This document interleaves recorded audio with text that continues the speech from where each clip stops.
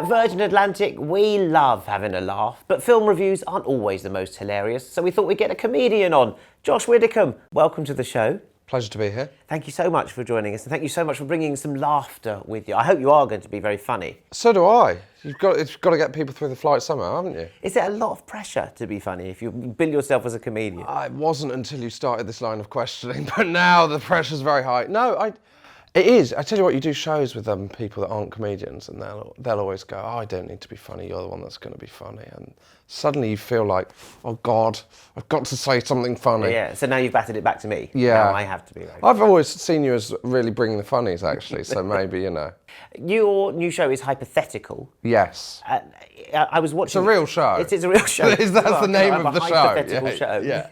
This is something you wanted for quite a while, isn't it? Yes. So it's just it's a game I used to play kind of when conversation would run dry, often on tour, and then I'd find myself with like my tour manager discussing how much we'd be paid if we had to live in a service station for a year, and then how we'd live in a service station, how many meals you'd have where you'd sleep in your car, which seat, etc. And then I thought, this is a TV show. But I didn't think anyone would make it, and then we kind of took it to Dave, and they were like, oh yeah, that'd be fun. So now, before I know it, I'm talking on a Virgin Atlantic flight about it. How much to live on a plane for a year, that kind of thing. Not very much. Not very much. Very easy. It's really nice. How do you make sure that it works? Because it's all about the format. It really is.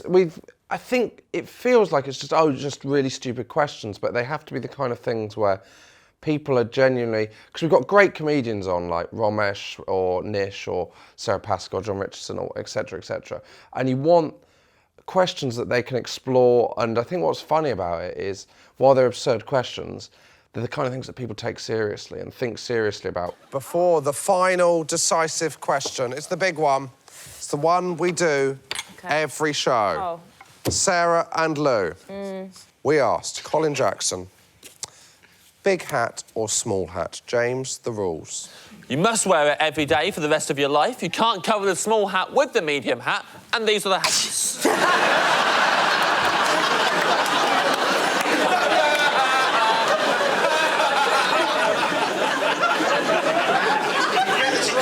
If you get it wrong, you lose. Wow, the stakes are so high. The stakes are Just so to make it clear. He's definitely going to say big hat. I think big hat. And he's going to put it straight on, it's going to look great, and he's going to be confident. And then he's going to stand up and we'll find out he wasn't wearing trousers the other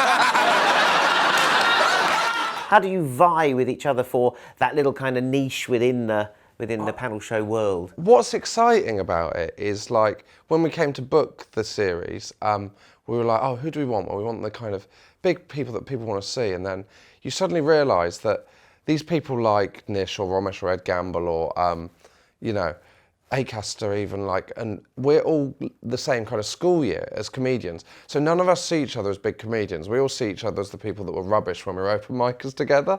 I've seen Acaster die so many times. So I know he's brilliant, but I think none of us kind of consider that we're the people that are on TV now. Do you know what I mean? We still feel like we're all just messing around. Why do you not get sick, Lou? Because I've got a very good immune system. Have you? Yeah. I didn't expect you to give that answer. I thought she was going to say crystals. Yeah, We're really setting her up there for crystals. Yeah, there's a crystal in her pocket. Maybe it's because of magic as well. James was a real bully to Lou before we came out, and he threw that crystal in the bin. Yeah. What he didn't know is I've got 3 crystals up my foof.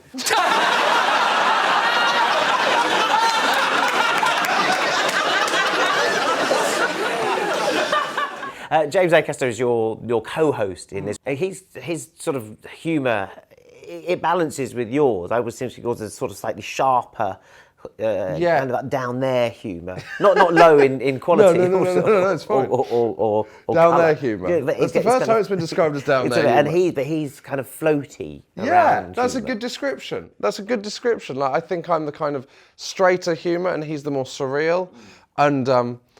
It's like, a good double act should bring different things to it. I wouldn't say that I'm the straight man and he's the kind of weirdo, but there is an element of that, maybe. Matt Baker at The One Show. Hello, Matt. I'm surprised I got straight through to you. You sound rather more southern than I've heard you on the television. What happened to the older Geordie voice there? I thought I'd swap it out for something more stylish. Could you swap Could you just, for the duration of this phone call, swap it back in, please?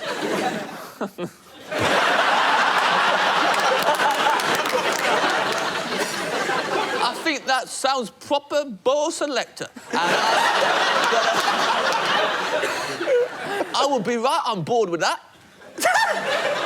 I'll see you on the flip-flop. Thank you, Ed. Do you think you'll get voiceover work off the back of it? But yeah, Big Brother. What makes up the perfect panel? You've been on a lot of panels yourself, from Mock the Week to QI. You've got to get the balance right. And now you're in charge of one. How do you pick your panel? People that get on is a really important thing. I think the best people on panel shows are people that want to play with the other people and have fun and build on what other people say. I've got an episode on this series where it's Nish, Ed Gamble, Sarah Pascoe and Lou Sanders, and me and Acaster, and we're all kind of mates. And there was a point in recording when I was like, this is an absolute mess, because everyone's just like having a laugh with each other and it's all over the shop. But it actually, when you edited it down, it was arguably the best episode. It was the most fun. I've bred a dog with another animal. OK. Josh, have you heard of a pig? Yeah. I have heard of a pig. Have you heard of a dog? Yeah. Yeah. Have you heard of a big dog? I'm disappointed it's not a pog, to be honest. And you know who gets on with it because you've done the circuit so often. And you know I know there's who certain slept bits. with who. I know You who know slept where with the who. bodies are buried. Yeah, exactly. Yeah. Yeah, you do. Yeah, I think generally our generation really gets on together. So there's no like, I can't be in a room with this person. There's a couple of people, but they didn't make the show. They didn't make the cut. They didn't make the cut. Now, I thought I'd do you some hypotheticals. Oh, great, Josh, yes, because it's okay. just, and I realised that actually it's bloody hard. It's tough. It's tough. It's more tough than it looks. We had hundreds and hundreds that we cut down for the show. Yeah, it's a bit, if I'd known what an effort it was, I wouldn't have bothered. But I was contractually obliged by that point. So look, I've got like cards here. So I'm going to try them on you. Here we Okay, go. looking forward to it. Any of these? Well, they're kind of, I thought we'd do them sort of aviation industry related. Oh, lovely. Okay. Yeah. You're flying on holiday for 2 weeks. Yeah. But at the last minute, you discover you can only take 2 items with you. Okay, that's a good question. Do you, A, turn up dressed only in Speedos and stick your passport in the elastic? Yes. B, wear all of your clothes at once, and if they question you on your size, you say it's just bloating, I've got a gluten allergy. Yeah, okay, good. C, hide your egg sandwiches and a thermos under your floppy sun hat.